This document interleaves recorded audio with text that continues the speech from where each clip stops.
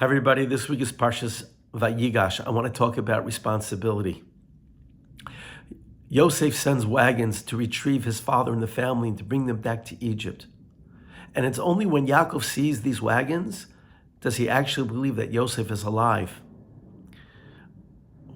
Chapter 45, verse 27 tells us that only when Yaakov sees the wagons, his spirit is revived. And Rashi says, Agalot, wagons, remind him of Egla Arufa, the breaking of a calf's neck. I'll get to that in a minute. But first, Agala, wagon, Egel, a calf. What's an Egla Arufa? The mitzvah is that if there's an unclaimed deceased body between two towns, it is the job of the elders of the closest town to make a public display of taking a calf and breaking its neck and claiming that we take responsibility, not pointing fingers anywhere else. And so when he sees the wagons, Reb Nissen Albert and Lumide Nisan tells us, when Yaakov sees the wagons, he gets the fact that Yosef has picked up the lesson that he wanted most for Yosef to have. Yosef's dreams were all self-centered. All the stars are going to bow down to me. The sheaves are going to bow down to me. What is Yaakov's last conversation with Yosef? Go and check up on your brothers. Yeah, I know you're not getting along. I know it involves personal risk. But sometimes that's what is entailed when you have to worry about the other. I heard a beautiful idea about the word achrayut. Achrayut means responsibility.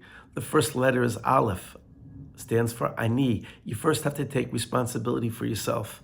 Then if you take the second letter, Aleph, and Chet, Ach, then you have to take responsibility for your brother, for your sister, for your family. And then if you take the third letter, it spells Acher, other, to take responsibility for the others. Achrai, take responsibility and show that you're willing to stand up. And then Acharav, we had the next letter. People will be willing to follow you. And then the last letter from Achrayut is Taf, Aleph through Taf. Nothing should be too big or too small not to take responsibility. Who else takes responsibility? Well, there's one person in this week's parasha who is the first person to explicitly take responsibility for another, and that's Yehuda, for the safe return of Binyamin. And he tells his father, I'm willing to sacrifice this world and the next world to bring back your son Binyamin safely. Look at verse 32 in chapter 44, where Yehuda is pleading with Yosef. And he says, if I don't bring back Binyamin, chatasi la'avi kol hayamim. My sin will be by my father all my days, not only in this world, but in the next world. We're just finishing up the holiday of Chanukah. And there are many great organizations, especially in Eretz Yisrael, supporting our Chayalim, supporting the families of Chayalim, providing the most needed mental health, tutoring, food, social support. There are many organizations that are taking the lead.